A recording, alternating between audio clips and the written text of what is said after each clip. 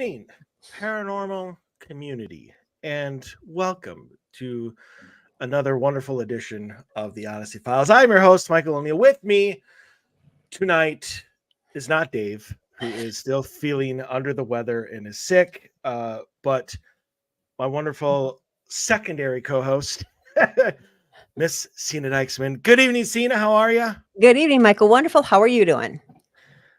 I'm all right. Awesome. Looking forward to the show. Got a so to put this in perspective for everybody, uh longtime listeners of the show, watchers of the show, whatever you want to call yourselves, know that Dave and I have a special show called Random Shit with Dana Mitchell. And Dana is a historian. You know, she was on Ghost of Shepherdstown. Phenomenal lady. Love having her on. And we let her choose all the topics for the show instead of Dave and I, picking some main topic. So because we always seem like every time we bring you on, even if we have one main topic, we leave with four others we need to bring you back for. Yes. and so I have not informed Dave of this. probably should have. I don't think he's not going to have an issue on it. But it is now the Paranormal Buffet with Sena Dyksman. And this is where we will just have a smorgasbord of topics, either brought up by either Dave and I or by you. And so tonight is the pilot episode, edition 1 of this probably ongoing series, because the list of topics never ends. Awesome. But I want to just to let everybody know, at least 2 topics that we're going to cover tonight is last episode, which was 2 weeks ago. I covered my past life regression with you and kind of the journey that I've asked you to take me on, so to speak. Okay. And I wanted you on 2 weeks ago, but obviously you were indisposed and unavailable. So I'd like to get your side of that this week. And then there's a line that you use constantly with me, especially because for some reason you have to continually remind me of this, is that humans are highly spiritual beings who are going through a human experience. No, you're a highly spiritual being. Spiritual beings. You're a highly spiritual being living out a human experience. See, well, maybe that's why you have to keep reminding me. I couldn't get it wrong. And I want to talk about that a little bit, because I think a lot of the topics that we have kind of graze it. A lot of offshoots of that. I'm sure you probably mentioned it on the show a few times and in prior times you've been on. So I'd like to put a pin in that and try to poke it a little bit. Okay. And see what happens. And then for whatever time is left, it's all up to you. So we're going to be chatting about that. Okay. Well, about whatever you choose to, because I'm sure that whatever you say, I'm going to disagree. That's your norm, yes. It would not be Michael otherwise. Very true. Or I see where you're going with things, but don't agree with the path. There's something that bothers me about certain things here and there. So that's your human, but okay. There you go. And see, I don't agree with that. So we will be getting that obviously in the second hour, but the first hour obviously is stories. Yes. And the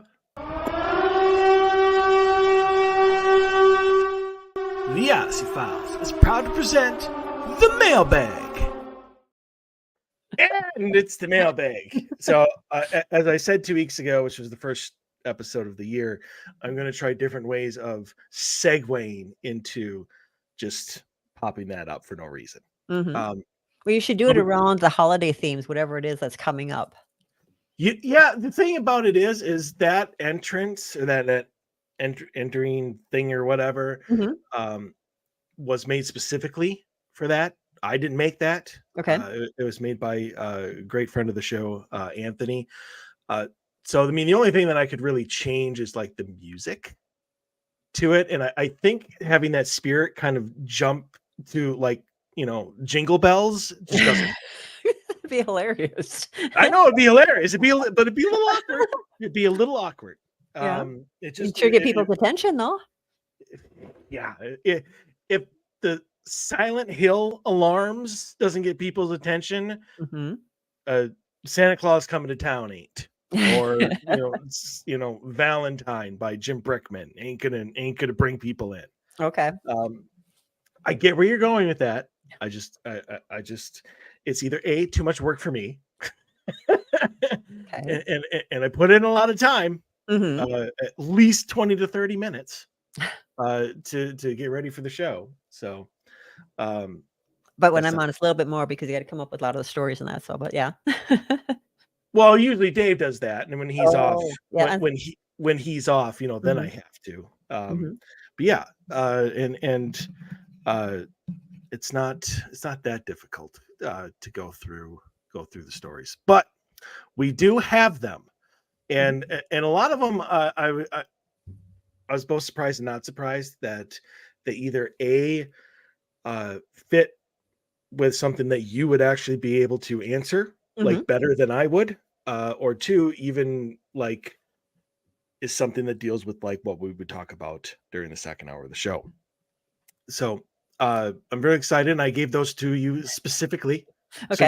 So you would answer them first, so that I could then be like, "Yep, that's good job," or yeah, or like, yeah, I don't know. Disagree. Start the discussion. Yeah, and which I'm sure would go into 7 more topics for later shows. So, all right, story number 1, just random paranormal questions. They write in. I've been wondering about this for a while. I don't know much about the paranormal. So let's say a ghost appears with harmful intent. Would I be able to have a fist fight with the ghost? Is it possible to have a ghost friend that you can watch movies with? Is it possible to be possessed by a quote unquote good ghost, demon, whatever, that can actually help you with stuff? Also, is it possible to summon any kind of paranormal entity yourself? Strange questions, maybe, but I'm still curious. Any answers are appreciated. Okay, so I'll just go down the list. Ghost with harmful intent. Would you be able to get into a fist fight with the ghost? No. And end of my answer. Just no. Nothing more needs to be said there. There have been stories of people. In fact, Dave and I talked about it on the show with Paranormal in the News. A guy was like fined or whatever for shooting a gun in his house at a spirit, and naturally he just put holes in his wall. Right. It made a lot of noise. It made a lot of noise. So it probably was discharging a firearm. That's what it was. Okay. In his home. Did not hit anything. Except for the home, yeah. Except for the home. That's true. Did not hit the ghost. Let me rephrase. Did not hit the ghost. Is it possible to have a ghost friend you can watch movies with? Yeah. I mean, honestly, I know a lot of people don't want to like think about this. Everybody thinks their home is haunted. Like everybody. Anybody that finds out I'm a paranormal investigator, they're always like, "Oh, my former house was haunted, or the last house I lived in was haunted, or my childhood home was haunted." Honestly, I bet all of our houses are haunted. There's spirits coming and going constantly. You don't even know they're there. I mean, if you throw on a rom-com, there might be some spirits sitting behind you watching it with you. Well, it's not just the house. Sometimes it's just the land. If a new house, sometimes it's the land that's got. So it's not just the house. Well, true. Or there could just be spirits walking through. Right. And be like, "Oh, I love this episode," and they sit down on the couch with you and they watch, and you have no idea that they're there. Right. So can a spirit watch movies with you, a TV show? Yes. Yeah, they can, whether you know they're there or not. Mhm. Is it possibly possessed by a good ghost, demon, whatever? Because good demons are out there. Honestly, and I'm interested in your take on this. When I'm done answering all the questions, because I would think good spirits wouldn't want to possess you unless you like literally ask them to, and then you'd be like, why? Um, I don't think there's any. I've been told this before, that there are quote unquote good demons. Um, I don't know how true that is. There's no stories about them, so I have no idea. Um, but uh, and I don't know what whatever is. I don't know whatever is supposed to be. Mhm. But to help you with stuff, it'd be like chores. Is that you're asking? Like, I want to be possessed so I don't have to like sweep the floor. They Mm. can. I don't know exactly what you mean by help you with stuff, but is possession by any spirit? I would think, yeah. Uh, it, Mhm. it, under the right circumstances, I would think, yeah, any spirit would be able to at least, and not in any sexual way, give you a jump. Well, Mhm. that is what they call it. They call it being jumped, but never mind. And is it possible to summon any kind of paranormal entity yourself? Yes, and you shouldn't. Let me just put it there. You shouldn't.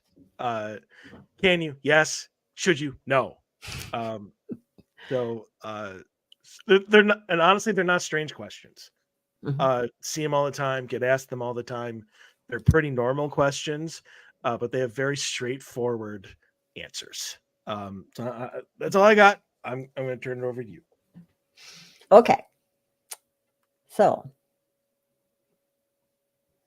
let's see. So fist fight, correct. There's no way you can have a fist fight unless you no way. Movies, I'm sorry. People just watch too many movies if they're going to believe anything like this. It's like, okay, stop watching movies, because movies aren't always correct. They're just to get people's, to get as much of a watching as possible. Doesn't mean that they're true, people. Okay. So no, you cannot have, you watch Ghostbusters way too much. No. Okay. Not happening. Um, yep, completely agree with you. Ghost friend, watching movies. Yeah, it can be a house. It can be the land that it's on. Ghosts walk through homes, yes, apartments, work all the time. It just depends on how much your abilities are heightened for you to know that they're there, or if they want you to see them or feel them. So yes, they're constantly going to sit down. When you're doing something that they enjoy, they're going to sit down, whether it's a movie, an activity, which the children you're with. They're gonna be there. Okay. Yes. Okay. It's nice to have a ghost friend to watch movies with. That'd be awesome. But, um, possession. Completely agree with you as well. Possession. No, not a good ghost. Demon will not possess you. Um, it's not going to ever help you if something's possessing you. All right. You have a human experience you're supposed to be experiencing. You cannot do that if something's possessing you. All right. So no, it's not ever going to help you. Just understand that. Go ahead. Okay, now I have a Did question. you raise your hand? Oh, I didn't want to interrupt, so That's I just wanted to let you know. I was just making the sign that I had something that I wanted to ask. okay. Um, so people consider suicide, and I know this is a far stretch, Mhm. from what we're talking about to the topic of suicide, but you know, Catholic religion and a lot of religions and stuff consider it like the mortal sin, because you are cutting off the life you were supposed to lead. Like Mhm. so because you just said, if you're being possessed, you are supposed to have this human experience, and you're not if you're possessed. Is it some sort of, I don't want to say mortal sin, but is it some sort of something that is wrong if you ask something to possess you, or let somebody let a spirit possess you? Okay. I don't care who's going to jump down my throat on this one. I'm just going to answer this question. All right. Devil worshippers do literally give their soul to possess power. I will tell you that. Right. Okay. And that's the only thing that I will like. They will do. Yeah. They will give themselves to that to get power, money, because they're too stuck in the human and they want to have it now and they want, to be whatever it is, it's just, and that's the only time that will happen. Okay. It's just So its intent Mhm. is what makes it good or bad. Pretty much. Well, it's No. it's not. It's no. The human ego. It doesn't still mean that it's good. You're going to give your soul or condemn yourself, and give it away. You're still not going through your lessons. You're going to have to come back another lifetime because then you're still not working through your lessons. Okay, you're trying to control it, and then you're letting the devil step in and it's like, oh no, this is what I want. And he's like, okay, but I get your soul, and you're like, all right, sweet, let's do this. It's like, no, you're still not going to be going through your lessons. You're not still not learning. You're going to have to come back another lifetime to do this because you still have not done your lessons. I'm just going to tell you, you are signed up at a soul level at the Akashic Records to live out your lessons. And yes, people, like you said, do take suicide. They'll if it's a suicide, people don't want okay. A lot of times this happens is younger, what to say, souls at this, but it's the people, the generation that come in. They're young ones that for Earth, they haven't experienced Earth experiences before, and they come in here and they come in to help the humans. And when they come here, they want you help, but they don't realize that there's so much emotion and chaos and drama that is here that they've never experienced before, and that's way too heavy on them because they are so loving and they've never experienced all these emotions, this hatred and the drama and the power. It's just they have never experienced all this, and it's too much that they cannot take, and they will take their lives to get out of here. And so that has happened. That's why we have a lot of suicides. That's why and it's a lot of the younger generation because they didn't realize what they signed up for and can't deal with it. Okay, now I have another question. Okay. This should be the second hour, but that's okay. All right. So let's say devil worshiper is like, I will give my soul to the devil to do this, this, and this. When they actually die, the devil doesn't actually get the soul. It then has to come back to relearn its lesson. You can condemn your soul. It's a human soul. And so if you've ever seen Constantine, his actuality, what happens, that he killed himself, the devil is this, but you can also redeem yourself and redeem it and trade to bring another soul out of, like Constantine did. He actually wanted to trade to get another soul out of hell because she committed suicide because she didn't want the devil to come through her. It would have been the devil's son to come through her, okay, so she killed herself, and he gave his life of his soul to switch with hers, and by doing that wiped the slate clean, and then he could go over to heaven now instead of hell. And so there is situations. This is actual. People think they're just movies. No, this is actual. This can happen. You can literally trade places. No, that person was trying, I want to give up my soul, which is, and I'll trade that. If so it's just, there's things that can happen. But I'm just suicide doesn't mean it's just certain things are, you talk about the devil worshiping and stuff like that. People don't realize what they're getting themselves into. They want power so bad. They want, the ego. They just want everything so bad. And sometimes when it comes down to when they all of a sudden, when they die, reality hits them and they're like, what am I doing? What have I just done? Not realizing it, but you've more or less signed a contract with the devil. And so, go ahead. Well, I say, which apparently, if you sign a thing with the devil, then when you die, Your soul goes to the devil. Okay, so you don't get to come back. Mm-mm. Okay. No, you're stuck. But there's things that you can, even though you're on the other side, things can happen. Things can switch. You know, what happens not on an earthbound level, you know, things can change.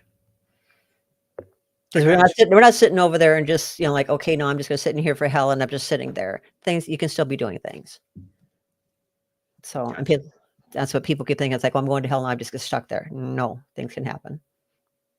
Okay. All right. I was just curious. Because since we're bringing up movies that deal with heaven and hell and whatnot, I can't remember the title of the movie. It's Brendan Fraser and Elizabeth Hurley, where she plays the devil or whatever, and he signs a contract, Mhm. and then he gets out of it at the end because nobody reads the contract.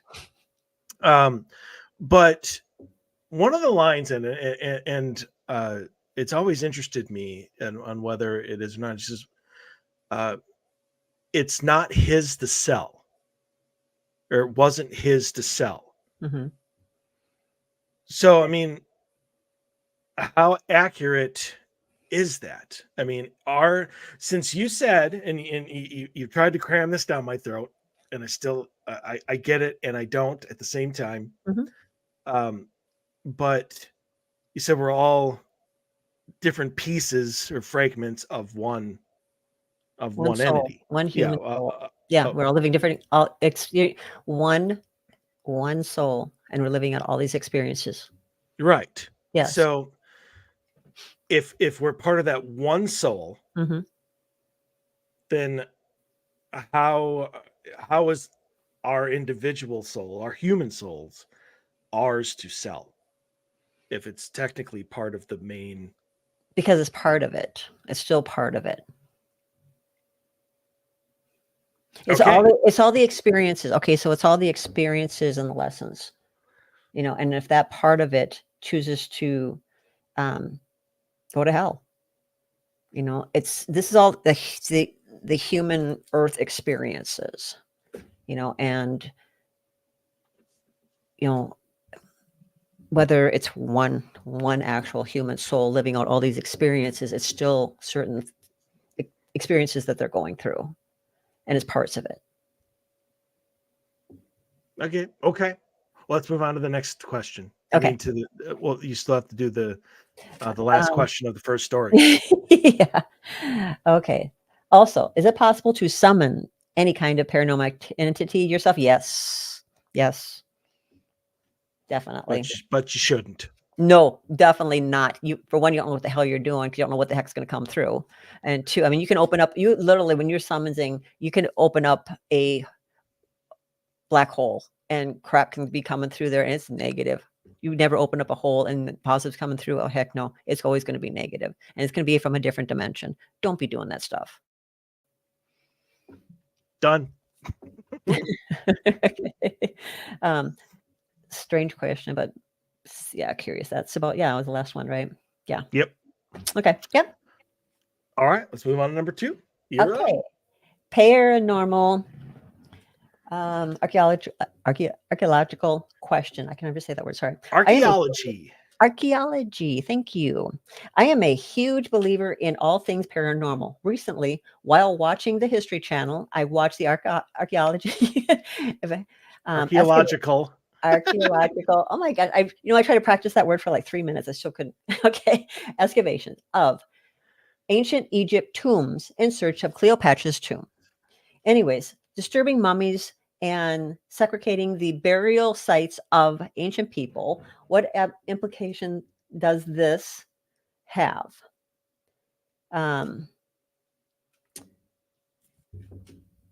Do you want me to read the whole thing or just answer it one by one? Because read the whole thing. Let me go back. Okay. The archaeologists took them from their burial sites and took all the things buried with them. I feel like doing this is upsetting all the paranormal entities around them. I am wrong. Am I wrong for this conclusion? I'd like your feedback to this. Yes, it's wrong. because for one, they're very protected, and you're going to get some bad juju when you're moving that stuff. And yes, they move that stuff into museums, but it's anytime you are going to move any kind of burial or dig it up, you're going to cause bad problems right there. You can try to move it and think that nothing's, you're going to cause a huge problem anytime you're going to open up a burial they're supposed to be there to rest and lay to rest and leave it alone. And that's why there's so many spirits all over because things are always being disrupted and people don't get it. When you bury something, please leave it alone. But they always want, they want to learn so much history about things that are buried from years ago and want to start doing tests on it. But they're causing huge problems when they do that because they're disrupting a burial site. And I don't care if it's Egypt and how long ago. You're going to have to, if you're going to do that, you're going to have to bring somebody in to clear that space because you have just literally upset a lot of spirits when you're doing that. And you can always feel it. If you question it, close your eyes, you'll feel it. You'll feel the disruption. You can feel that there's stuff that somebody's really upset and something's going to happen. Because they're not going to leave it alone. They're not going to say, okay, I'm mad at you and just walk away. That something's going to happen.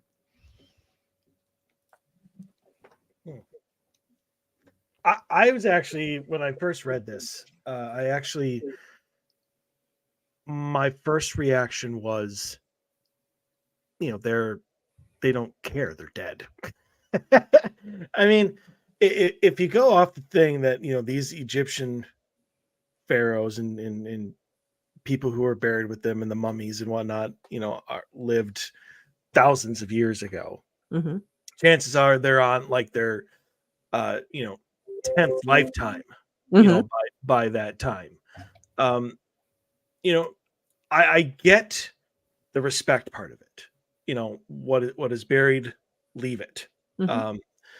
And I agree with it.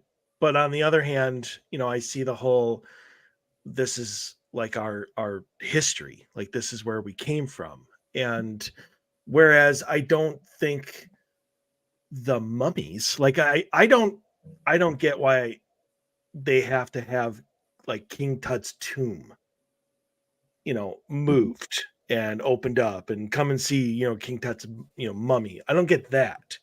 But like the artifacts and the statues and the little figurines and whatever that are buried with them, I don't see why that would be, as long as they're handled in a respectful manner, would be enough to bring bad juju on you.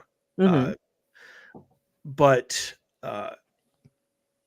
So yeah, that was just the way that I took it. Okay. It's just one of those, like, they don't even care. Like they're so far beyond, the spirit of King Tut or whatever is, probably, some little girl in Japan, right now, Mm-hmm. or a bug in the condo, or never came back at all. Who knows? Maybe maybe that soul or whatever finished his lessons or her lesson. It's us lessons, but either way, I guess I don't see what archaeologists do as desecration as much as trying to learn and expand our understanding of what that time was. Right. As long as they leave the mummy alone. Mm-hmm. Okay. But they don't. Well, no, but that's what I say. But that's what he's saying. He says they're literally disrupting the entire burial site, taking the mummy and everything with it. And they wonder why these museums are haunted. Okay, that's because they're bringing all these artifacts and everything from this burial site. And now they've just caused, a disruption to this spirit that's supposed to be laid to rest. And there's energy. Okay, everything's energy. And so it's just this energy that's attached to the spirit is being moved. And then they're wondering why things are moving in the museum, or they're feeling an energy there. Well, what did you just do? You just moved it out of its burial site, So it's That just, mhm. I would say that's where paranormal investigators like me just shake my head and be like, duh. But I still want to go and investigate. Oh yeah, the museums would be your best place. You're gonna feel a lot there if they have the actual artifacts and everything there, because some of them are fake. They don't want to bring the real things there because people come and steal them. Be dumb. But no, they just, you'll get a lot of spirits because they bring a lot of, everything's attached to that spirit. No, whether, with this artifact, everything that's buried with that spirit has this energy on it. So I should be buried with my He-Man action figure. Yeah. And if somebody tried to steal that from me, in 100 years, it would have my energy on it and I could then haunt them. Yes. They take it out of your grave, or if you have to be buried with it. Oh yeah, your energy's on it, and then it's like, oh, Michael's here. Hello. So it's like a spiritual booby trap. Yeah. Ooh, I like that. Planning is in the works. But anyway, anyways, so is there a way to safely do it, to move it or whatever?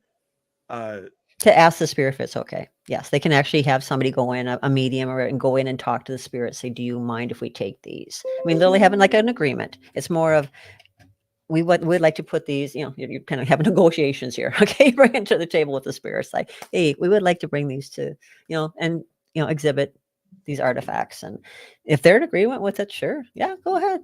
Or they're probably like, no, those are mine, and I would like to keep them. And if you bring them, my spirit's going to come with it, and you're going to have a haunting there. So sweet. Okay, fair enough. And you can always clear things as well. People, everything is, again, is energy. So all you have to do is rid that energy of that spirit, the spirit's energy. All you have to do is clear it. You can change everything's vibration. You just change, clear it. I see. So then you can disrespect it all you want. Well, you shouldn't, but that's what you well, can. Of course you should. You won't. It just won't have the, because you won't be able, because the spirit's energy won't be on there, so it won't be connection anymore. Maybe I'll have to send the Smithsonian a letter, letting them know. All right, story number 3: life after death. Hello, guys. I'm sorry for taking up your time, but I hope someone answers. I'm 20 years old, and lately the question of the existence of life after death has been gripping me more and more. It literally tears into 2 parts. On the one hand, stories from local subreddits dedicated to religion and the paranormal inspire hope that it exists. But on the other hand, scientific subreddits completely kill this faith. I don't know. It's so weird. I want to believe, but there is no evidence, and the personal experience of other people is rejected by an internal skeptic. How did you come to believe in the afterlife, and what evidence did you find for yourself? First of all, I mean, I completely understand how you would go to Reddit for your religious and scientific questions and answers. Who wouldn't? But I get it. I mean, it's just people. We make fun of Reddit and everything, but I get it. We, meaning you and me, Sena, have already destroyed the afterlife. So it used to exist, but not so much anymore. But what I have probably 100 experiences and way even more pieces of evidence and EVPs and stuff from the other side. I mean, I know Dave and I talk about this a lot, and it's the separation between faith and the paranormal and the supernatural and what science is. And the one thing you have to keep in mind, and I get why science does it, but the paranormal is just the science of the future. before, if I were to go back in time to, I don't know, 1800 and show them a cell phone, I would be burned at the stake as a witch Yes. because I shouldn't have that kind of power. But that's science now. So in 20, 30, 40 years, what we call the supernatural, what we call the curtain, what we call the paranormal, aliens, whatever, Bigfoot, that is probably at some point going to become science. And there are even scientists now. I mean, you have to have it in certain, there's got to be certain criteria behind it and certain fail safes in place. But there are scientists out there who will take EVPs and they will take, stuff that you capture on camera and tape and all this other stuff, and even your equipment that has no explanation to it, but they will take it as science. But you have to go through a lot of steps in order to appease their scientific curiosity, but they're open-minded enough. And that's really all it takes. There will be a time where the paranormal will be considered science, where the afterlife will be just the next step in evolution, so to speak. And we're just not there yet. But we have people who are working on it. myself included. I don't think, I'm like that person in a lab in like Tennessee or whatever who tries to cure cancer but never will. But I'm giving it my all to try to help the cause. Sooner or later, something will happen to somebody that they will literally be able to say, this is what you need to do to prove supernatural, to the supernatural, I should say, to prove the afterlife. This is how we reach it anytime we want. I believe that day will come. No idea when, but I believe it will. It already has. Says you. But not says me. And that's the other disconnect. But honestly, this is where you need to go with what you believe, not what somebody else believes. Your own faith, because that is what is going to drive you and to move forward. Scientists is out. I shouldn't say always. For a long time, science people will be naysayers, and people of faith and spiritualism will be, this is the way it is. You're always going to be torn. It's just you figure it out for yourself, either by coming to Paranormal Investigator and having a podcast, or go get a PhD in something and be a naysayer. The choice is yours, people. So that's my answer. Okay. Religion, not trying to diss it, but in the Bible, because I've been attacked by this several times. My sister's a minister, practicing minister, and because I'm a psychic, highly psychic, and been doing this for plus 25 years, just like, well, there's no life after death. And I'm like, yes, there is, because I do past life regressions. I can tell you every past life. I can look at you and tell you every past life you've had. I talk to your ancestors. I sit there and I look at you. If you want me to tap in, I will tell you everything that's going on. And it's like, there is past life. The life out. There is always life after death. It's energy. It can be picked up on, like you said, on your meters. It's energy, and it can feel that frequency of that spirit, and it's sitting there. It's going to pick up on it. That's science. And that's what I'm saying. We already have it. So it can be, you want to be logical? Fine. We'll do the logical part of it. Here's the frequency, and there it is. It's sitting right there. It is also picked up on the Connect, had that on the Xboxes. They use that. They literally use that to show, because people, won't use their abilities or believe in themselves yet. So some of them haven't awakened to be able to see the spirits or feel them. And so we use that. And the Connect literally shows the out, like a stick man of a spirit that's standing right there. Whether it's a human spirit or an animal spirit, because we had both of them literally right on there, It shows it right on the monitor or your computer, and it's like, yep, there's sent right there. And it's because it picks up on the frequency. That is your science. So it doesn't matter, it's like it's here. It's now. And they've been doing it for many years. It's just whatever kind of equipment you want to use to pick up on it and how much you really want to invest in your equipment to prove it. I've invested a lot of money. Mm-hmm. Yeah. Kim doesn't call me big guns because of these. She should, but that's not the reason. I get the thing about it is, and this is where I'm on the side of science, is that a lot of these pieces of equipment, like the Kinect, can give you a lot of false data, and they can put a stick figure on things that aren't actually spirits. And because I've seen it done. I own one. I paid $1,275 for mine because when it first came out, and I would sell it for $150 right now because I don't use it.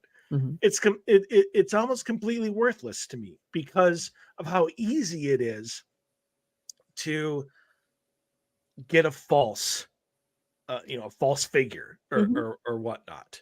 And I don't want that in my investigations.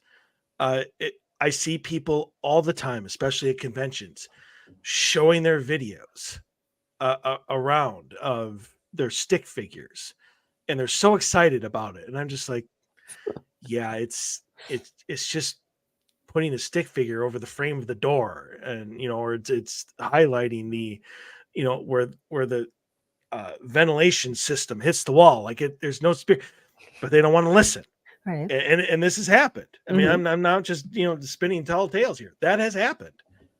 And I've even shown the person, here's where it's like bending around where there's no spirit there. And hour later, he's showing the video to somebody else. So, I mean, people love this stuff, and I get it. But to me, that, I mean, and I'm just picking on that particular piece of evidence.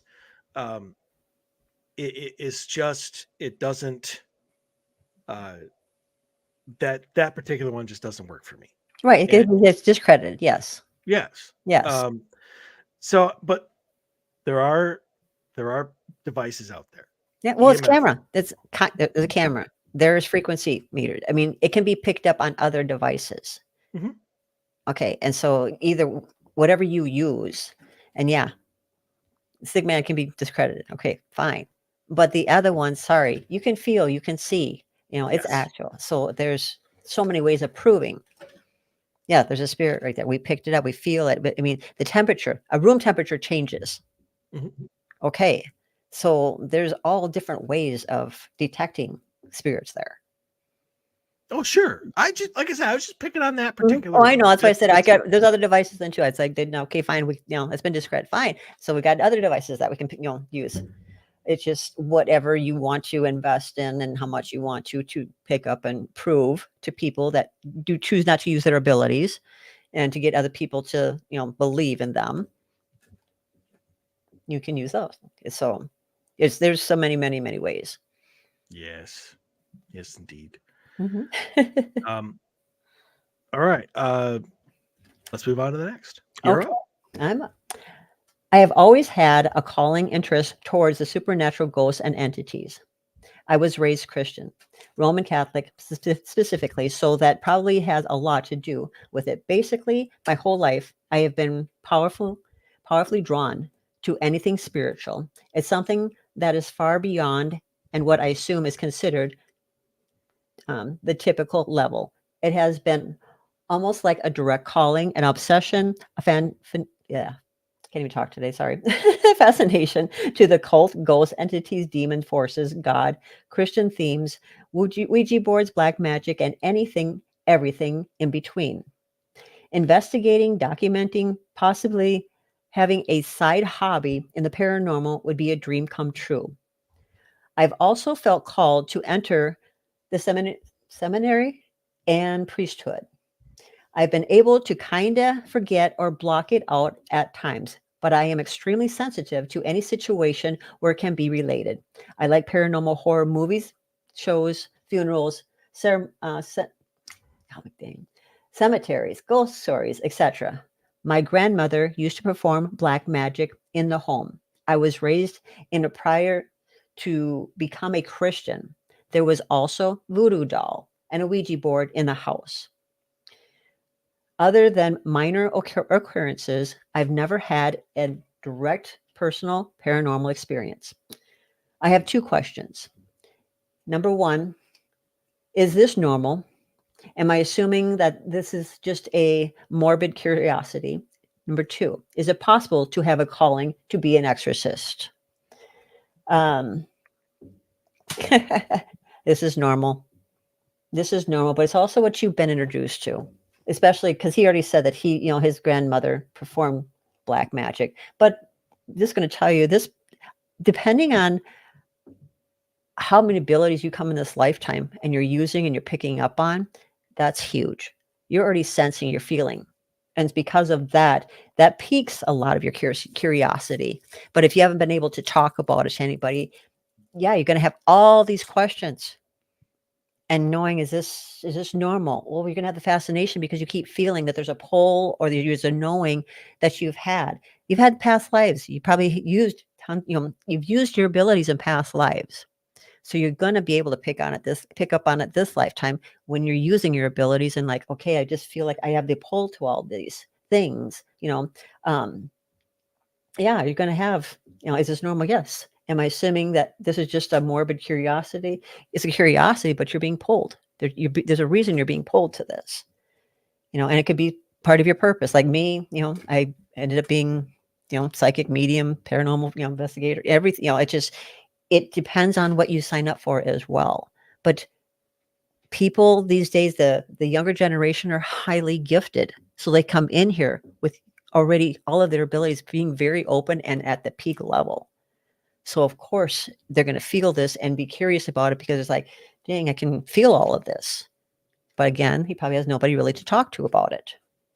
So he's got all these curiosities about things. And so he's going to be infatuated and then do all of his own research. Number two, is it possible to have a calling to be an exorcist? Yes, because there's demons. There's demons out there. And so maybe he's been called in to get rid of all the negative entities that we have that are around here that are causing other people to get kicked off of their path, because it's a distraction or something that's so they can't stay on their path to get to where they're supposed to be and help this lifetime, whatever their purpose is. Because we're supposed to be using our abilities. We're supposed, we're to help, we're to, ourselves, everything. We have our things, our lessons that we signed up for. Other people have their lessons. And so we're helping each other as well as being helped. And if we have negative entities that are continually trying to cause us, to get off of our path, we have tons of them out there. You can walk into haunted houses or even things that you just feel like your hair's on end when you walk into a building. That's a negative energy. Your senses are telling you high alert. So an exorcist, yeah, they're probably you're trying to get rid of all this negative energy that has been accumulated for many, many years on Earth. So that's probably one of his calling then, is to help out. He probably signed up for that this lifetime at the Akasha Records to come down here and to be performing these. So we can get rid of a lot of the negative entities that we have here. Oh, okay.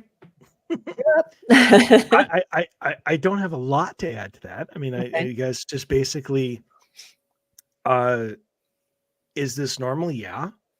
I mean, maybe not so much the whole calling to be an exorcist, because I think that that's very specific to you. But I think that if you talk to God, probably 100 priests, 100 reverends, 100 people, that are religious leaders, 98 of them would probably say that they felt a calling. Yep. Scott, member of my team, he's a non-denominational minister. He went to seminary school. And if you asked him, he would say that he felt a calling. And he would be able to tell you more about that than I can. But I definitely think that the paranormal seems to be like people who are really passionate about it.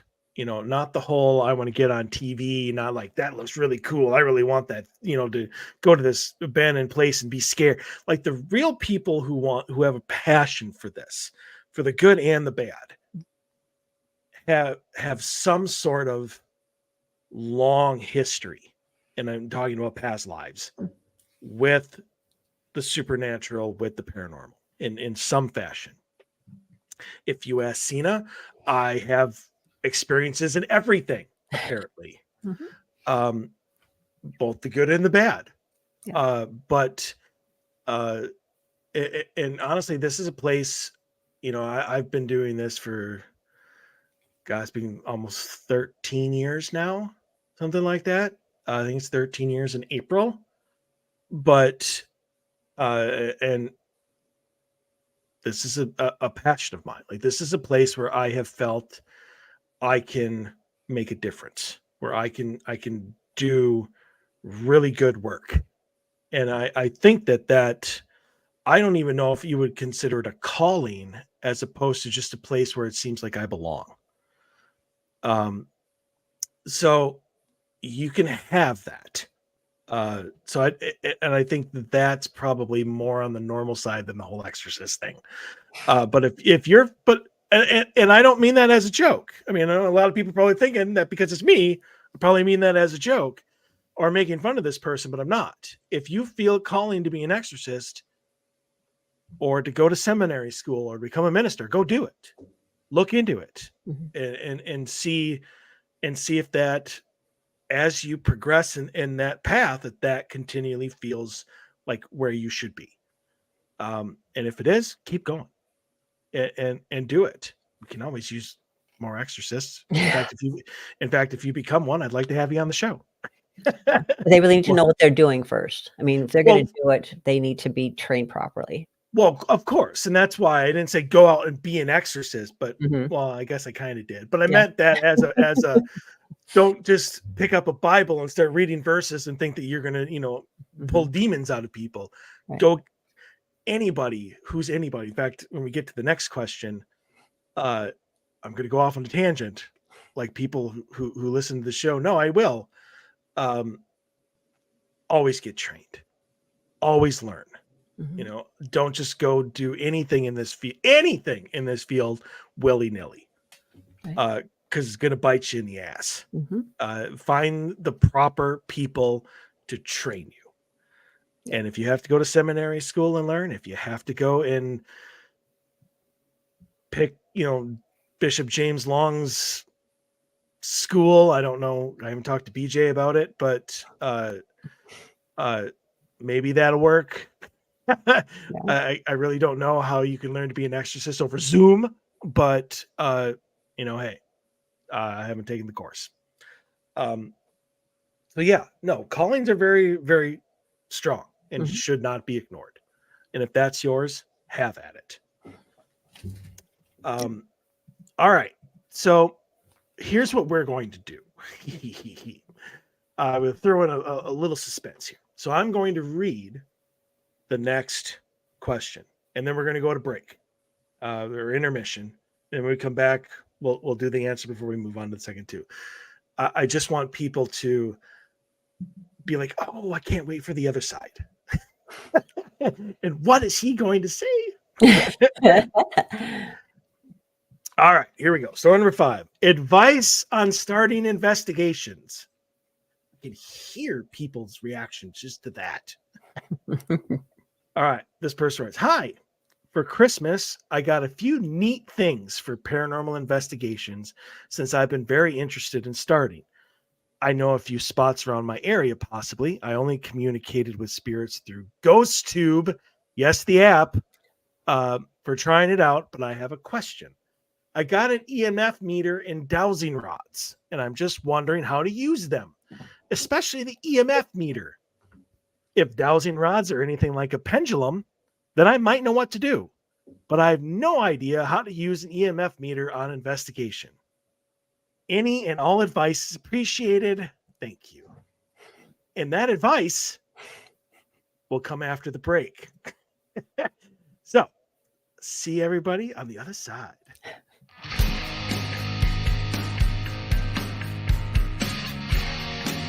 This is Susan Slaughter from Paranormal Caught on Camera, introducing you to the most epic show ever, The Odyssey Files with David Soyering and Michael O'Neill. You're welcome. Pew, pew, pew, pew.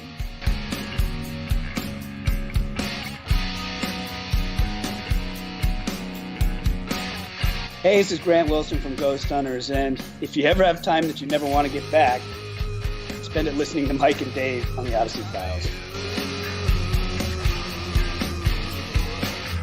This is Heather Taddy of Paranormal State and Alien Highway. I can't say that the Odyssey Files are out of this world, but Mike and Dave are quite abductable.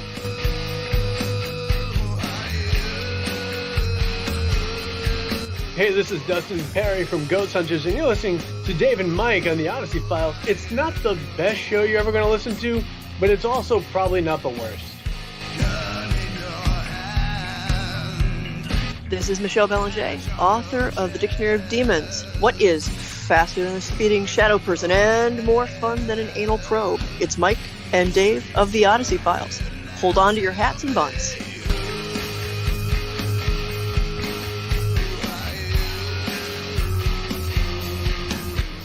This is Elizabeth Saint. You know, in my journeys I've confronted an over 1,000-year-old demon from the depths of Shepherdstown. But then, you know what happened? I came across Mike and Dave. And hot damn, nothing could have prepared me for the Odyssey Files. My second favorite radio show. I love you guys. All righty, and we are back. Okay. The suspense is holding people, I can tell you. I know. I'm telling you. People are excited. They want to know what I'm going to say. Yep. Because it's not like I haven't said it 1,000 times before. All right. My advice to you is don't do anything. Up to you. Or over to you. Just kidding.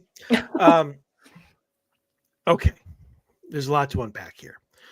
Firstly, you obviously don't know anything about anything.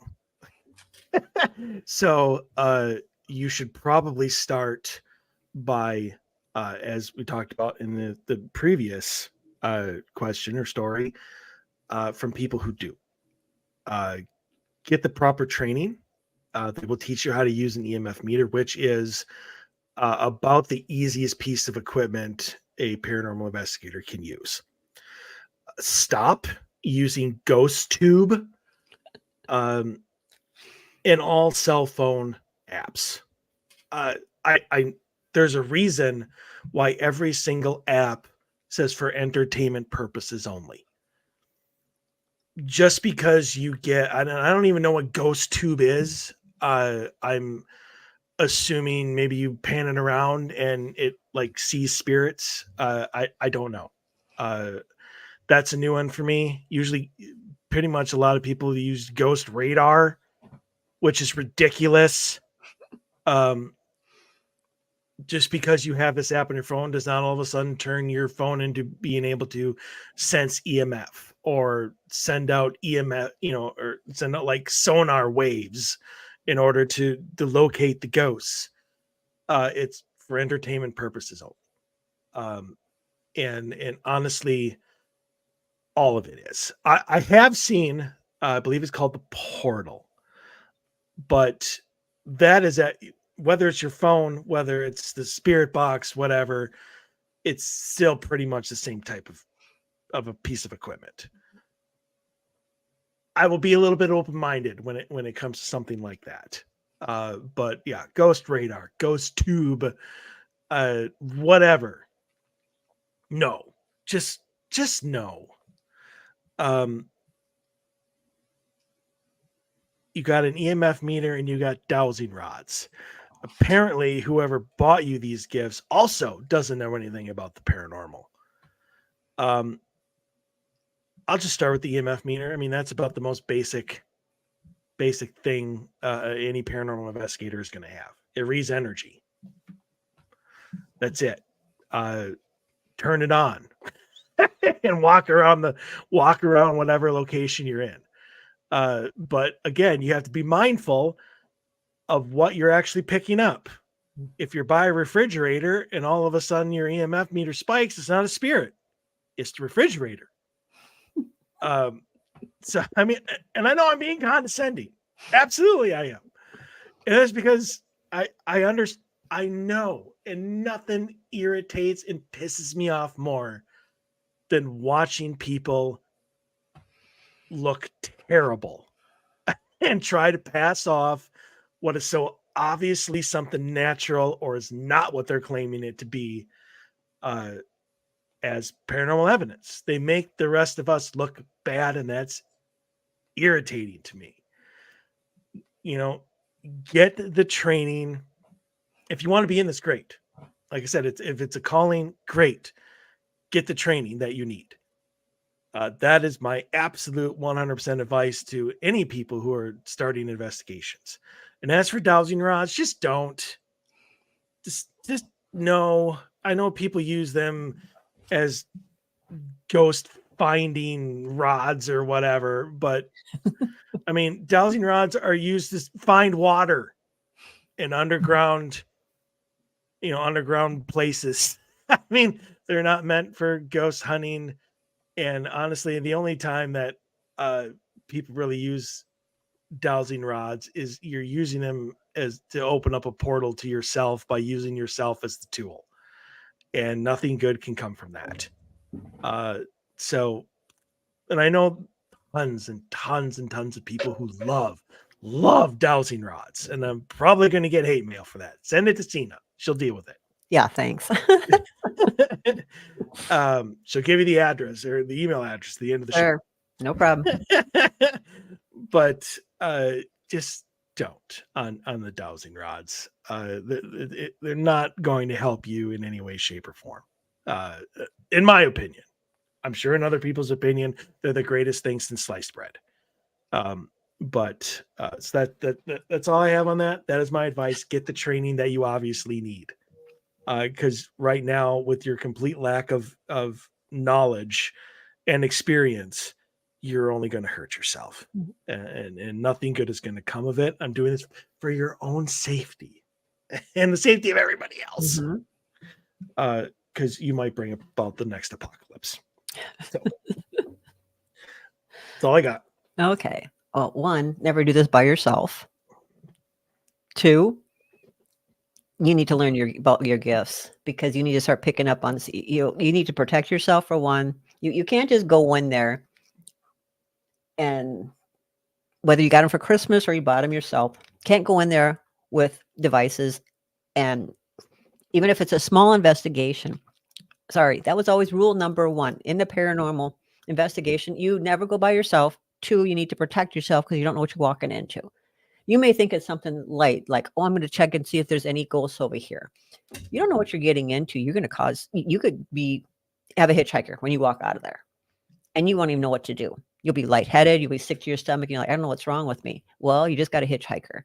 Don't do things if you don't know what you have no idea, because you're going to cause yourself a huge problem. Learn about your abilities first so you can pick up on things, and learn how to protect yourself first. Before you get any devices and you're going to think about paranormal investigations, please learn about protection first and learn how to clear yourself in case you do have a hitchhiker. Then go in to start using, your meters and, because you're going to get yourself in big trouble. Just saying. I have been brought into, because I'm a consultant in paranormal teams, and I have had many experiences in paranormal teams where they have no idea what the heck they're doing. And yeah, so please don't do it by yourself, but please work on your abilities first by sensing if there's something there. But learn protection, learn how to clear yourself. Use sage, bring sage in there with you. Sage yourself before you go in, sage yourself when you come out. You need to learn the ropes first. Just like Mike said, you need to get experience before you walk into things. Because if you don't know what you're walking into, you don't know, like I said, if you're affected. Oh, I don't know if I'm affected. I've got a headache. I feel heaviness on my chest. Okay, go do some investigating first as far as what are the experiences that people get when they're going into an investigation. Then at least you know. So, and dowsing rods, I agree. Do not use them on investigations. Seriously. That's just like, oh, is there a ghost over there? Oh, look, it's pointing over there. Let's go over there because there's a ghost over there. Yeah, no. Yeah, go ahead and give me the hate mail. I don't care because you don't when it comes to investigations. I really don't care because that's just not how you do it. When you're going to go into a paranormal investigation, you better have a lot more than dowsing rods. Yeah, and pendulums. Yeah, you don't use those for investigations either. So just a heads up. Okay. Yes, indeed. Alrighty. So takes care of the mailbag for this week. And now we're on to the Paranormal Buffet. Yay! Who doesn't love a buffet? Vegans, that's who, but that's okay. I don't think there's any vegans listening right now. Oh, you can have a vegan buffet. Not a good one. Oh, that's only because you're a meat eater. Yeah, I am. All right. But that's beside the point. So, all right. I want to start with kind of just the takeoff of the last show. And I recounted, from my point of view, I don't want to say my experience. There we go. My experience with you taking me through the past life regression. Mm-hmm. Now, the first question that I want to ask you about that, and it would have been the first question last time, is a lot of people, I mean, even when you look it up, what's the definition or what's the way to do a past life regression? Whoever is leading you through it puts you into a light trance, a hypnotic state, and then, so you can focus on going back. And you can relax and bring those memories forward. Now you do not do that. Mm-hmm. It's not so much a guided meditation as more as like just a guided progression. And I explained about how, as we went through it, questions you were asking me, things that I felt, things that we were doing. So my first question to you is, why do you choose to do it the way you do? Because people want, for one, fear on what are you doing? They don't know. I don't know if I can come out of it, and they fear that something's going to happen to them. I want them to be able to come out of it at any time, for them not to fear. I want them to have control. I'm not taking control of them. And that's what people fear. When you hear somebody's going to put you in a trance or hypnotize you, it's a huge fear, because like, what are you going to do? Or is that going to do something to it? Send me over the edge? Because in your mind, if you're being controlled and you have no control over that, somebody else can, they get very paranoid and scared. I don't want people to be scared. I want them to be relaxed. And all I can do is just listen to my voice, and I'm going to walk them through something at any time. Because when they're going, the way I do it, they're half in and half out.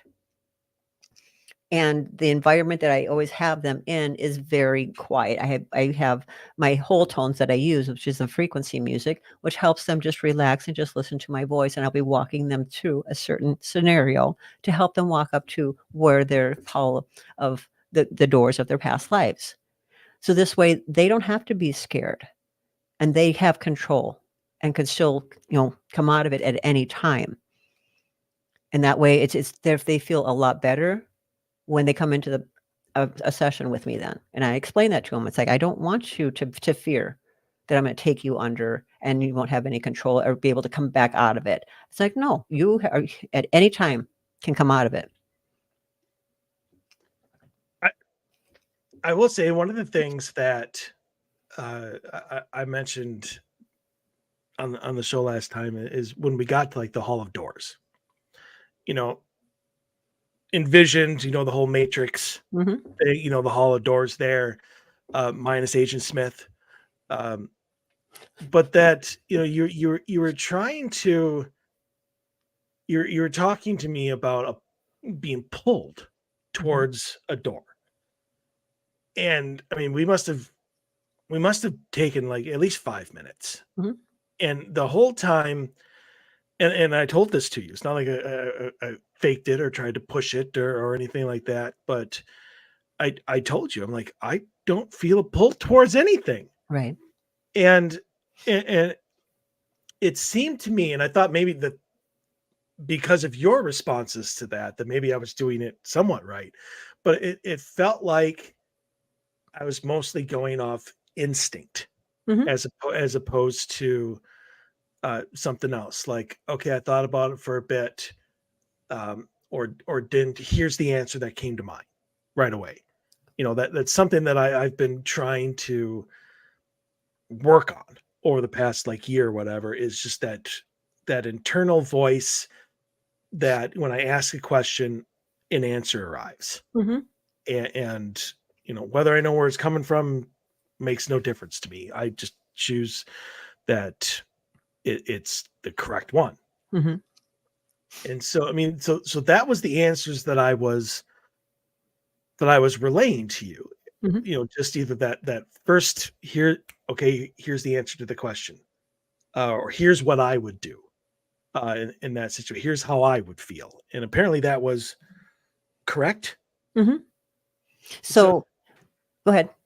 no, I had nothing else. Okay. So when you're doing a past life regression in the way that I do the session, first you have to understand what a person's you call them superpower, but your the ability that you're using currently, that you're strongest, and that's your clairsentience Mhm. and your claircognient. So that's why I say it's how do you feel? What are you feeling? So because that's what they're going to be guided with. Isn't that more empathy? No, it's literally your ability. It's telling you which way you need to go. What are you feeling? You're feeling. That's why I said, what are you being pulled to? Because it's going to be a feeling. Is what you're feeling, or a knowing. So if it's a knowing, like I just know I'm supposed to go to this door, and this is what that door looks like. Yeah, I didn't feel that at all. Mhm. Now, I'm sure that's not the first time that has happened. No. So No, I and mean, go ahead. well, I was saying, what does that mean? Because I mean, your big, I don't want to say hang up, but your big concern. There we go. Concern for me specifically was that it was a control issue, it was a trust Mhm. issue, it was a letting go issue. But because there was, and that's what you were just talking about with the whole hypnosis thing and putting it in a trance, letting. And I told you this after the fact. I was like, that doesn't even come into play. I'm like, I was never under. I was never in. You just were kind of leaning. I'm like, that has nothing to do with trust. That has nothing to do with control. And I really worked on like, okay, I'm just gonna let her guide me. I'm gonna let her do this, Mhm. and at no point did I feel like I was resisting. Like I was trying my hardest to envision everything that you were putting out there, trying to feel what you were telling me I should probably feel, even though whether I did or not is another question. But I guess, what is the reason for why I would not have felt a pull towards any door? Because you're trying too hard and you're using your human instead of your psyche. So when you're not using your abilities and you're using your human, then your head's getting in the way.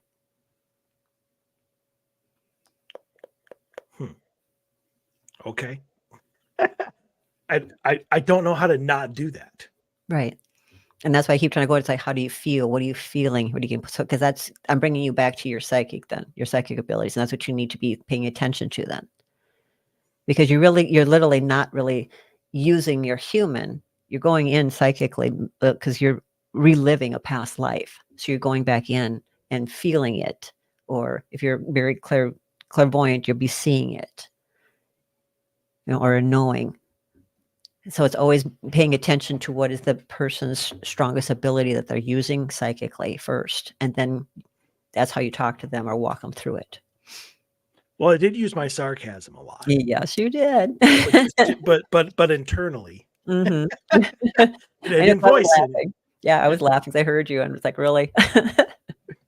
'Cause I do. So as a past, people don't know this, but when I do past lives, I do walk in with you because I never want the person to go in by themselves or be scared. So I'm there, either observing or walking with them at all times.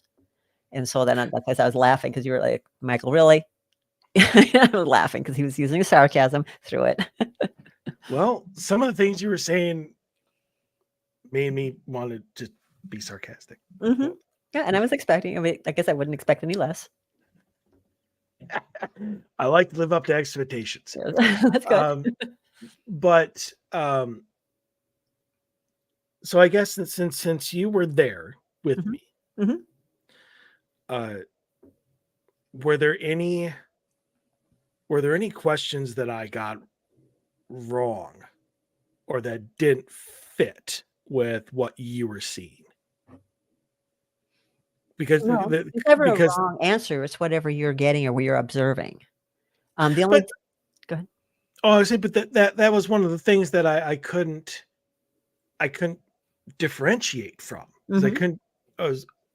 Is what I'm saying or seeing or feeling how it was back then, or am I using my imagination? Am I using, my who I am now and filling in the blanks because I'm not feeling this pull towards the door and I don't know the answer to whatever question that you had given me. Did I feel that way back then?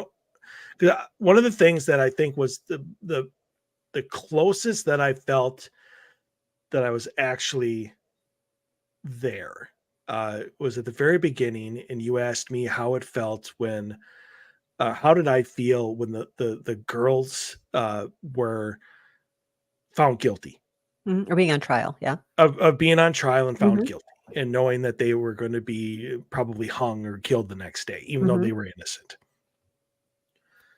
And you asked, how do you feel right now? And that was about as close as I came to, because the envision that I had was me sitting on one of the benches, one of the wood benches in this empty thing, head down in contemplation of what am I going to do now. And so my answer of I'm angry, I'm upset, I feel helpless because there's nothing that I can do about it. Or I feel like there's nothing I can do about it, but I want to do something about it. But again, that's how I would feel now under that situation. Yeah, that situation. Yeah. But you said, and I told you about this after the fact, after we were done, that we were that how we are now is very much in tune with how we are then. Correct. So do we not change? We do, but how it affects us isn't going to change. So if I loved money way back then, I'd still love money now. Yeah. I do love money. But yeah, I mean, the other thing that you had, do you mind if I talk a little about your experience there? Because people are wondering what you're talking about. They didn't realize. Okay, so I brought you back to Salem days, and the women were on trial and wrongfully accused because some other girls had told that they had seen them move things or whatever using witchcraft, and that's what the girls were on trial for because they were on in front and being tried. And but you had said that you felt that you were just supposed to be an observer, like not like the person on the bench, that it's like you were literally like not you in that lifetime. You were observing, like you watching them. And I'm like, no, you are to be you in this lifetime, but also knowing that you are an observer through their eyes. So you still be able to feel the emotion that you're going through, but you are still you as far as you are in your body of that lifetime, but you're observing it through their eyes. So you're still feeling the emotion, but you are observing it and seeing what's happening. So you can still experience that lifetime and what was going on. And you didn't realize that. You thought you were supposed to observe, going. Half the time it was me being, the fly in the wall. Mm-hmm. And then part of it, I tried to do it as, POV, point of view. Yep. Where I was actually looking. So, I mean, I kind of switched between the two. Mm-hmm. And so, yeah, I it's just one of those things where, and I think this is probably just my perfectionism, like just in the fact that I put a lot of pressure on myself to do everything right. Mm-hmm. And I just feel like I did a lot of stuff wrong with that. And not saying that I did. I mean, maybe that's exactly the way it's supposed to go. And so maybe, I mean, it's not even so much anything towards you. It's more of just like, especially with the whole pull towards the door. Like Mm-hmm. I felt right there, like I just wasn't doing it right. Mm-hmm. And so, I mean, I think that just kind of maybe weighed on me a little bit. So, I mean, I don't know, but it was an interesting experience. I don't feel any new powers, any new abilities. Can I comment on that? Of course. Okay, because you have messaged me about things that have happened to you. That is very, very true. Okay, and that's both. You said it happens to be on Sundays. Do you mind if I share this as well? I probably No. Okay, because I don't want to exclude any things that I'd rather ask, and so. No, I understand. And I appreciate it, but okay, you know me. When I have never said no. When I brought you back from that past life, we walked back through the door and went back to the hall of the doors of your lifetime. And I says, but when we walked back, I says, you were to leave that lifetime behind and disconnect, everything, people, places, and things, but you are also to come with your abilities completely open. Because this is something that you were wanting to do, is more of this, this was the reason, is you want to be able to have all of your abilities open and be using them. You have been experiencing that the last 2 Sundays. Which is the worst night to experience anything. Yeah, but you're saying like, well, I've got spirits there, and I'm like, yes, because now you're able to feel it where you weren't before, and so you are experiencing the things that you brought forward from a past life. You actually have them open now, and that's why you're experiencing more now. Only on Sundays. Only on Sundays, but yeah, I'm not sure, but that's. Yeah, I'm not sure why, but that you're now experiencing things in your home, and it's bugging you at night at sleeping. Well, and that was the thing that I told you right from the start. I was like, I want to do this. I'm like, but nothing is allowed in my house. I mean, that has been and I think the thing is I have 2 doors into my room, obviously the main one and then the bathroom door. And Sunday nights, so at least the last 2 Sunday nights where this has happened, I've left the bathroom door slightly open because it gets hot in my room. And so, I mean, that allows more airflow and stuff like that. And then pretty much every other night, I'm just like, screw it. Nothing's allowed in my room. And I shut both doors like I usually do. Okay. So is it the threshold part of it? Is me shutting both doors, the symbolism behind and the intent behind stay the F out? It's the intention. It's the intention you put behind it of you doing those actions. Excellent. Well, guess who's not visiting me tonight?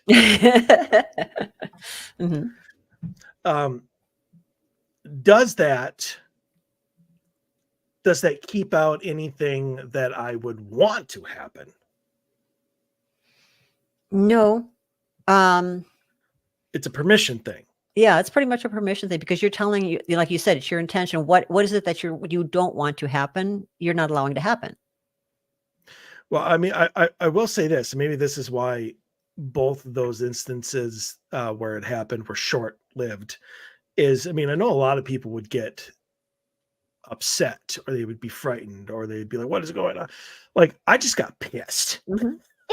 and in my head, I simply just screamed, "Get out and never come back!" And balled my hands into fists and was just like, as you told me to do. Right.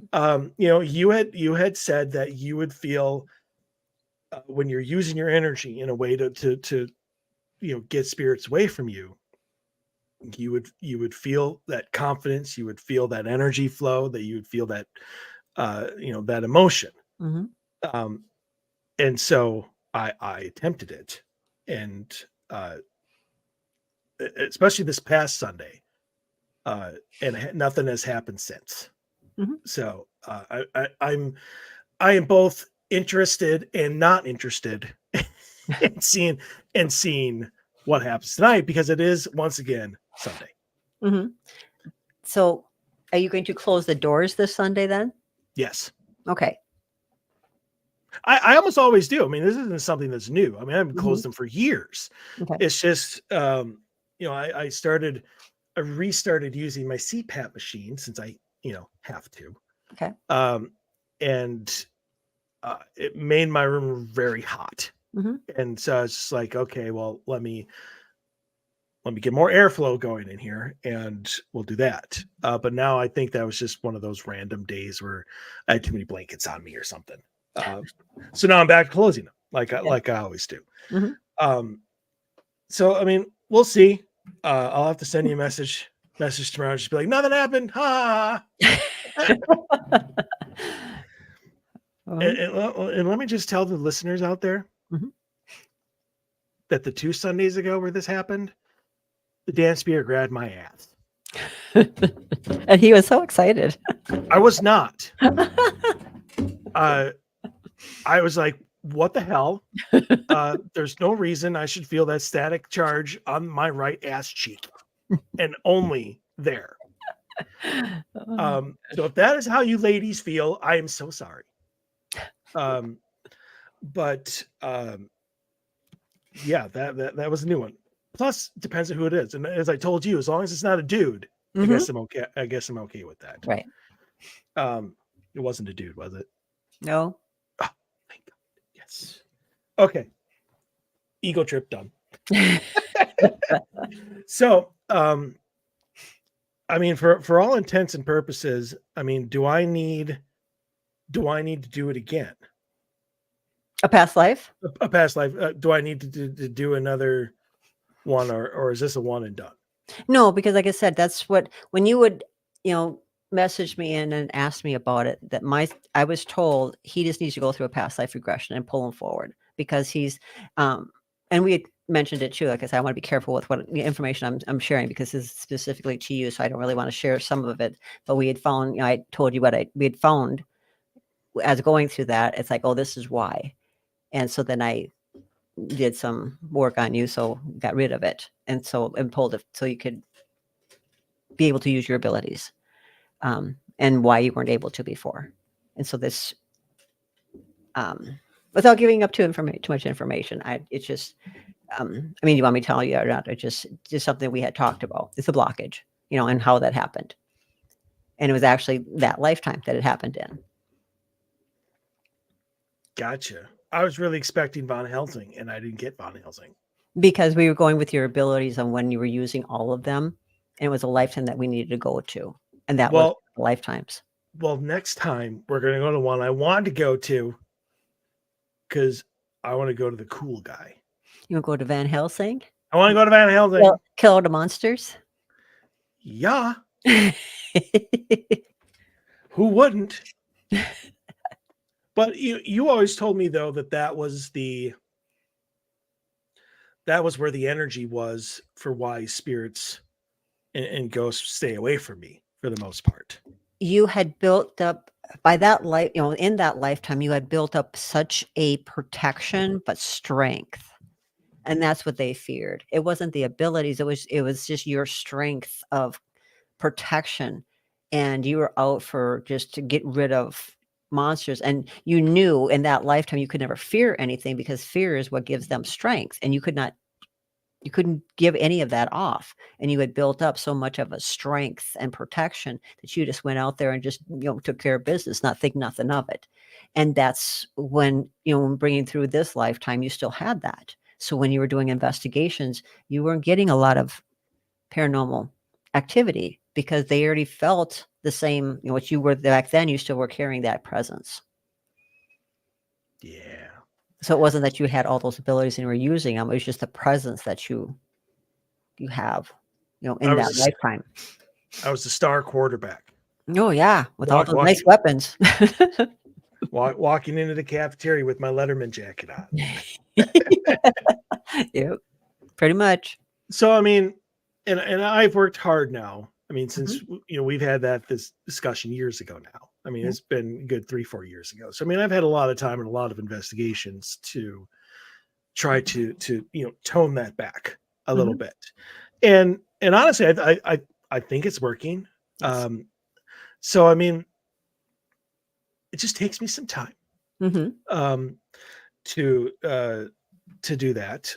And I guess my training now with you, going forward, is obviously learning how to distinguish one ability from another. Yes. Because just, feeling somebody grab my ass at night doesn't really scream you're using your abilities. Like that just it doesn't. Yes, it does. Well, not to me. That's what I said. I need to distinguish between what's an ability and what isn't, and what's just a random encounter. Well, you're more sensitive now to what's around you. I've always been sensitive, Sena. I'm a sensitive guy. No. No, not even. As a brick. Exactly. Pretty much. Anyways, I like romance. I'm sensitive. So anyway, that reminds me, Valentine's Day is coming up. I need to talk about that maybe next week. But anyway, so getting back to what we were talking about. But I mean, I know like the homework. I know the homework off ramp. I know the homework that you gave me was I need to learn how to focus, and you gave me ways of doing that. And unfortunately, I've been so overworked at work that I just, I get home and my only focus is to do absolutely nothing. So I haven't worked on that as much as I need to. But I mean, why is stealing your mind important? Because your mind, so you become so human, and when you're in your head all the time, it's your mind controlling you instead of you controlling your mind. When you still your mind, you literally can start feeling your abilities and paying more attention to what you're picking up on, instead of your mind talking you out of things. It's like, did I feel that? What was that? You're all of a sudden you're talking yourself out of it because your mind's taking over. Where when you're stilling your mind, you can feel all of your abilities. You feel, you're knowing, you hear, you're starting to get pictures, you taste and smell. Even you pay more attention to your psychic abilities. But when you're in your head all the time, you're talking yourself out of it, and pretty soon you've talked yourself out of completely everything that you just felt. Well, I mean, it's kind of like, that's typically my answer to the question of, why do people do investigations in the dark? It's to get rid of the distraction. Correct. So that you can focus on what you're hearing, on what you're feeling, instead of like headlights and billboards and the TV and all these distractions that take you away from that. So okay, I'm going to work on it. I mean, I get the need for it, but I mean, I guess, even though this is something that you and I can talk about, but I mean, there are a lot of people, I think, like you have students that are listening and whatnot. They're probably far more ahead of me than anything. Don't know how to phrase that properly. They're just far more advanced than me, is what I'm trying to say. They use their abilities and they're very confident with them. Yes. Right. Exactly. I am not. So what is, for anybody who is just starting out, is a rookie, so to speak, in trying to develop their gifts, what is the next step for me? For you? Well, I mean, in general, but I mean, let's just keep it specific to me since this is what we're talking about. Okay. Still, you still have to learn how to focus, which is still in your mind. You really need to learn to let go and just relax. And what are you picking up on? Easy to do. Oh, yeah. Really good. It's still, I'm just going to say, because people keep thinking you need to meditate. Meditate can take you to the next level, but it's just more of, you're so in your head all the time. You overthink things, and It's the greatest place to be, Sena. Yeah, but it's just, that's one thing that you really have to work on in order for you to believe in your abilities, but let go and feel. It's okay to feel. It's okay to know, and start opening up, start letting go and open up. I want to see, I want, clairvoyant, I want to see pictures, clear audio, I want to hear, it's opening up to all of your abilities and your senses and paying attention to them.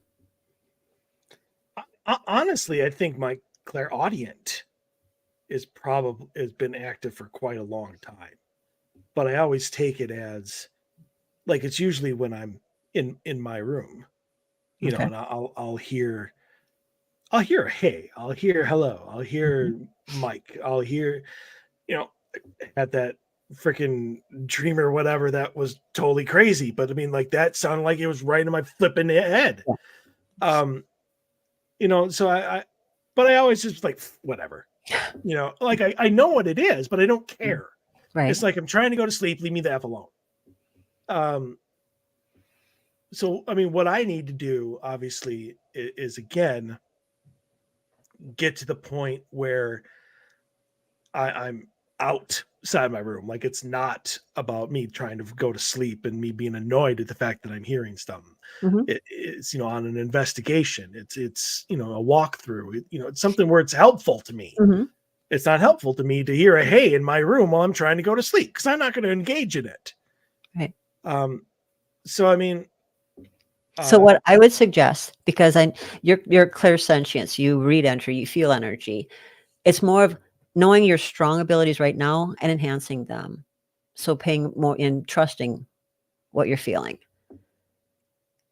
So it's more of like, so how we do it in class, because I teach, but closing your eyes and having a couple friends around you, have them hand you their keys, which have a house key on it, a car key on it, several keys, not just one key. And nobody tells you whose keys they are. And you close your eyes and you put them in your hand. And it's, what are you feeling? What are you picking up on those keys?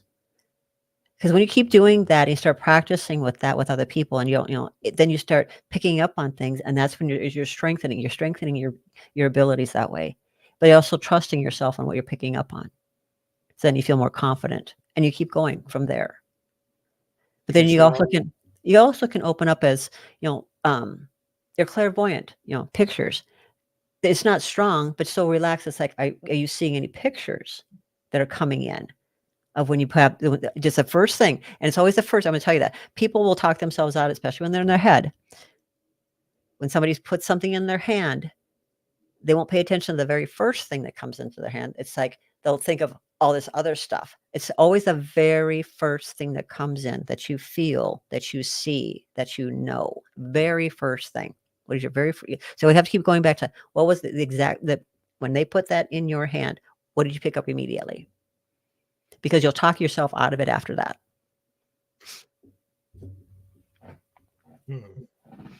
And so that's what I would suggest, is just practicing, because you already know your strong ability is in knowing and feeling energy. But work on the other ones. It could, just because you're not strong in that, you can keep developing them. I guess now all I need to do is get enough friends in order to do that. Oh, you have your paranormal team, really? Yeah, Like- but it's so difficult to get them together. Just you've got friends. You've got Well, friends. ah. So you can just ask. It can be just 3 people. It can be 2 people, and you won't know whose keys you're getting in your hand. It's just that What? you're going to close your eyes and they, or even an object. Someone can hand you an object that is actually theirs, and you won't know. And you'll just put it in your hand and use whatever you're picking up on that object. I will try that. I'll see what happens. Okay. But first homework, then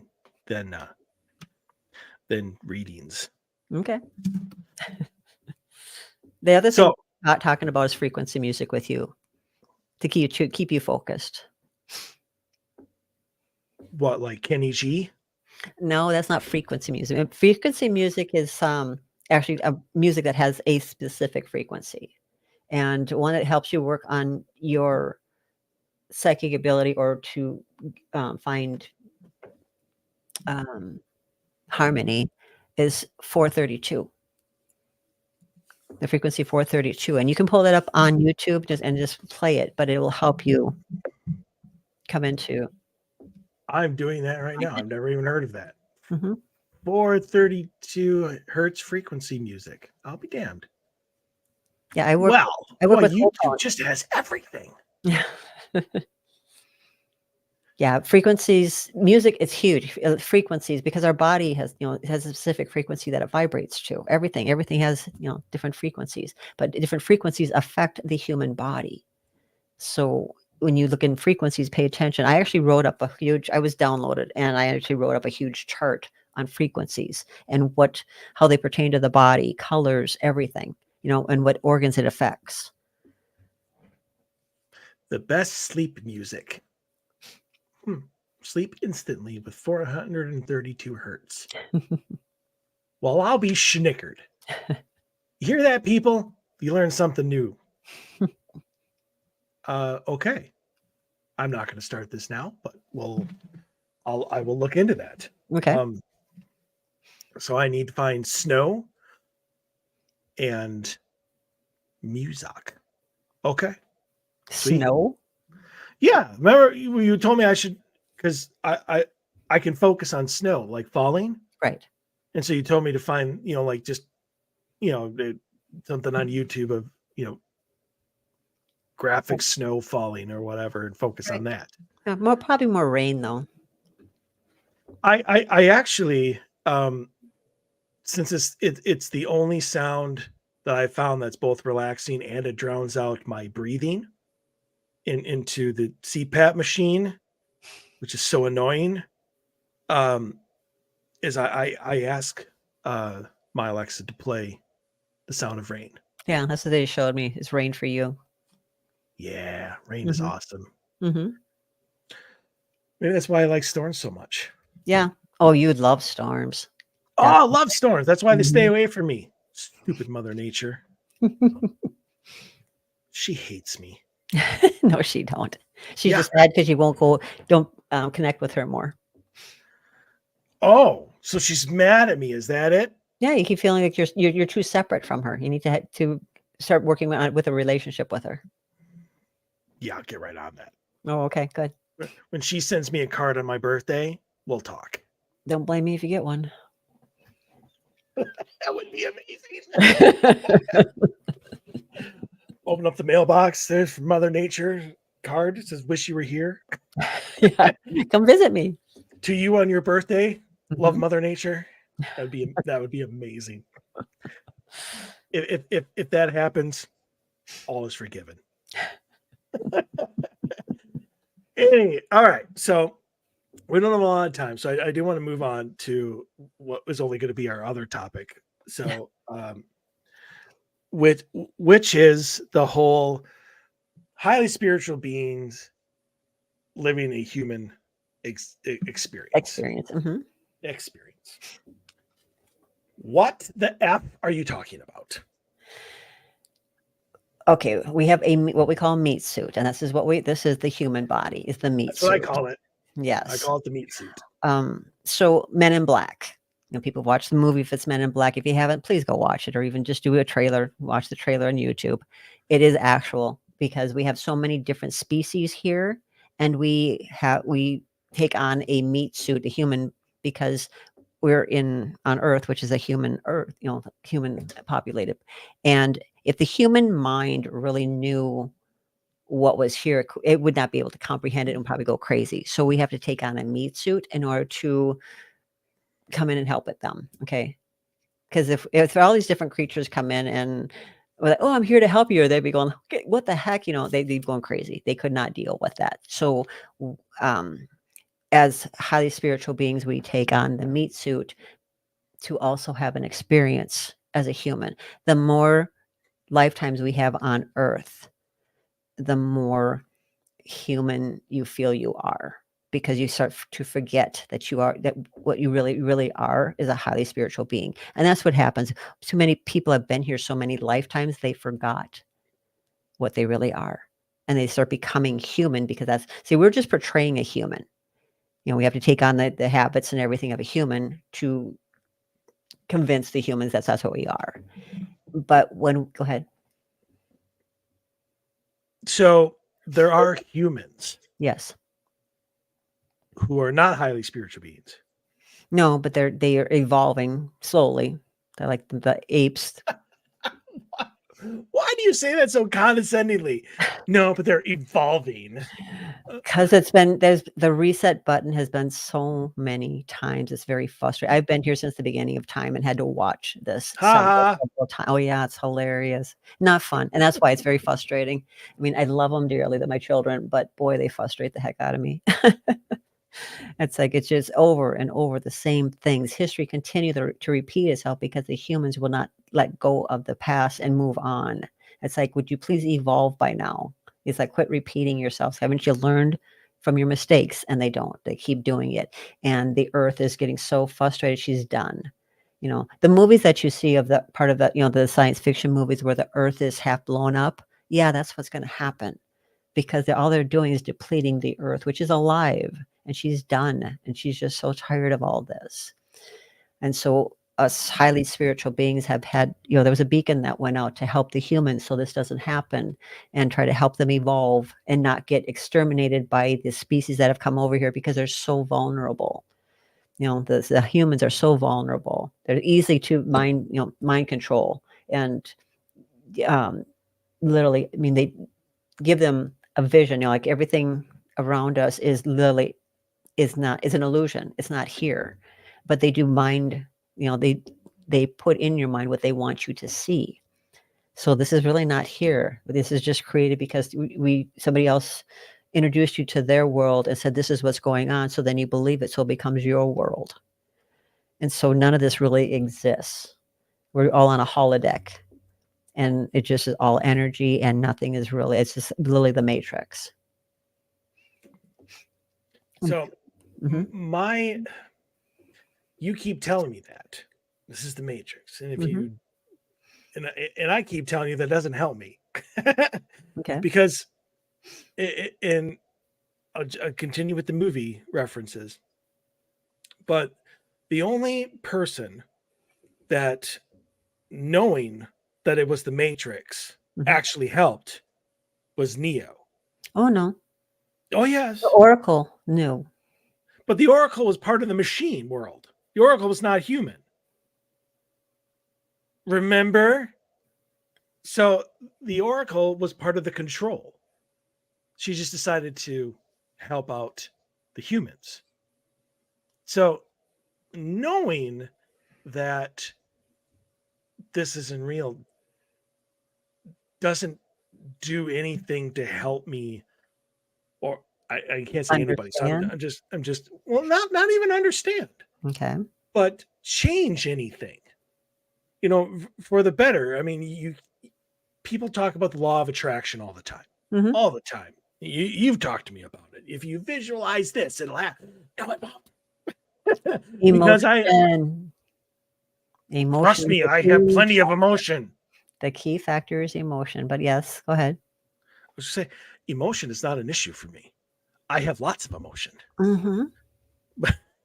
But it doesn't do anything to help, because and I post this to you as well, because let's say what I want to occur involves other people. It's not just I want a big pile of money right here, but I would like this to happen, and I would like this to happen, and it involves other people. Mhm. You can't just change stuff, because doesn't that take away their abilities and their rights to choose Not what if they they're want? not if they're wanting to. I have done it several times where I was like, okay, I would really like this person to start treating me better, and it happens. Or I would like this person to just stay the heck away from me, and it happens. It's how you It, want it to tell them to interact in your life. is this why you're on the show so much? Because Yes, I did. I wanted to be. Yeah, I wanted to be on. I want like yeah. and so Dave got sick. Look at I the didn't pain give. you're causing people, I Sena. didn't give them. No, no. All I just said was I would love to be on here more, and look what happened. But see, now that I know that, I might have to take that away from you. Oh, I'm just kidding. I would never do that. But especially since Dave has gone a lot. So, no, so, I it's mean, it's how you're never taking away. You're not controlling anybody else's life because of how you would like them in your life.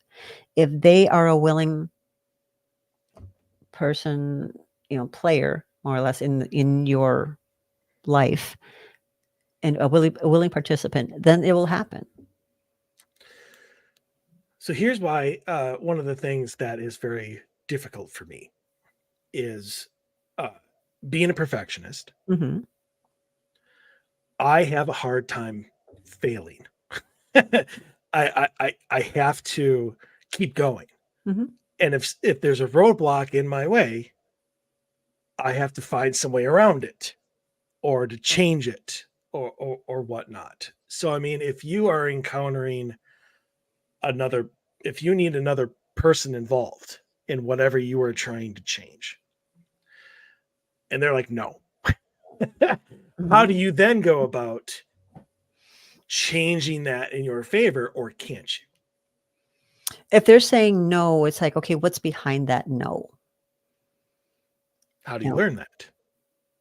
again, listen to your abilities, but it's more of how do you want that person? Okay, so okay, I'm different for instance, if you want to pertain it to you, but I don't. But it's more of a person has a hard time with their parents or not getting along with them, or a sibling. I said, okay, what is it that you love about that person? Or like about it. Sometimes they have a hard time finding even that they love that person. It's like, okay, what is it that you would really like about that person? Well, that they can be, they find something nice about them. I said, okay, just focus on that. And every time you're around that person, that's all that's going to show up, because you're creating that. Are you creating it, or are you deluding yourself into seeing only that when it's not really there? Nope, because that's all you're focusing your energy on. So that's all that's going to take place. Kind of sounds like when you're drunk.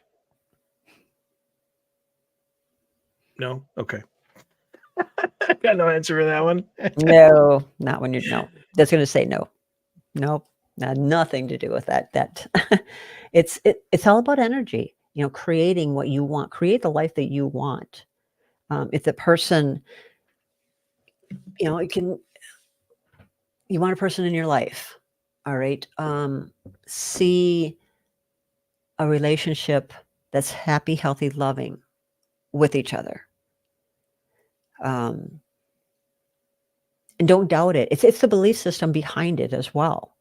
Because people are like, oh, I can see that happening, but yeah, it's really going to happen. Well, then you aren't believing it. You just, with your attitude, which you just did right there, yeah, you're not believing it. So how do you think it's going to? You're not going to. The energy behind it is not right then. So how are you going to create that if you're so doubtful? And so it's more of you believing in it, but making it happen. No, I'm the creator of my life. This is what I want. So this is what I'm going to make happen. It really sounds like, because what happens, this isn't happening to me. I'm just I'm going to use myself as an example here. Mm-hmm. What if let's just say I want a relationship with this girl. Mm-hmm. And I create this relationship in my head, and I believe it. This is going to happen. This is happening. You Mhm. know, whatever. And I delude myself to the point where, you know, then I actually have an interaction with her, and that's not the way it is. And all of a sudden, like, this entire relationship that I created in my head is completely wrong. Did I not just delude myself into believing something, you know, and thinking that it's true? Like, how do you keep the whole "it hasn't happened, you just believe it's going to happen" to "I believe it's happened, it has happened, so you're this other person is completely wrong in saying that it hasn't"? Like, how do I there are some delusional people out there Yes, there's that delusional people, but you know, fact, don't talk yourself out of something that you want. You know, be but patient, be patient. Everything happens in the timely manner it's supposed to, because everything, you know, some people are like, I want this and I want this now, and I'm going to focus on this and this is what's going to happen. oh, If the person, patience. Oh, yes, patience is uh, huge. You need to be uh, patient and things will all fall into place. uh. Uh-huh. Yeah, your favorite thing. I'm actually very patient, except when it comes to very, very specific things. Right. And uh, so, yeah. Anyway, that's between me and a therapist who's dumb enough to take me on. But for now, I have you. Yes. I'm here. I'm here for you. No problem. Yeah, I'm sure there's a lot of gray under all that red. Yeah, that's why I have to color it every 3 weeks. I apologize for that. My fault. So, all right. Well, is there anything more on this topic that people should know? Because we only have like a minute and a half or whatever. Okay. It's when people, okay, they talk about lizard people a lot and they talk about mind control. Yes, it's happening. We are here to evolve ourselves. It's not just the humans. And so we are highly spiritual beings. Don't lose yourself in the human. It's really been happening, especially now. We lose ourselves in the human. We forget what we really are. And we get so caught up in emotion and frustration. And it's like, that's not who you are. Remember who you are. You're a highly spiritual being. If you have a hard time, go back to home, your actual home. And go back and experience what you really are. Go live in that for a little bit, you know, and it can be just, you go at nighttime when you go to sleep. Ask to go home, see yourself going back home and experience and stay in that to remind yourself who you really are. You're a highly spiritual being living out a human experience. Go back home and feel the love that you're supposed to be feeling and how you come back to what you really are, and then come back to the human body, and then remember that. Don't ever forget what you really are. Unless you're a human, in which case, ha ha. Yeah, then we sit there and go, oh my gosh, here we go again. So I just created a new phrase. Like I usually say, "Sucks to be you," but now I'm just gonna say, "Sucks to be human." There you go. Sending an elite. But anyway, all right, Sena, thank you so much for coming on. Anybody who wants to either send hate mail, a question, or maybe even set up a reading, maybe even a past life regression, how would they do that? I have a website. It's insightfulsoul.com, or my email address is readingsbysena@gmail.com. Easy. All right. Hopefully Dave will be back next week from his being under the weather. Hope he feels Thank you better. again. Yeah. Thank you again, Sena. I really appreciate it. Well, Everybody, have a great night. We'll see you next week. thanks, Mike.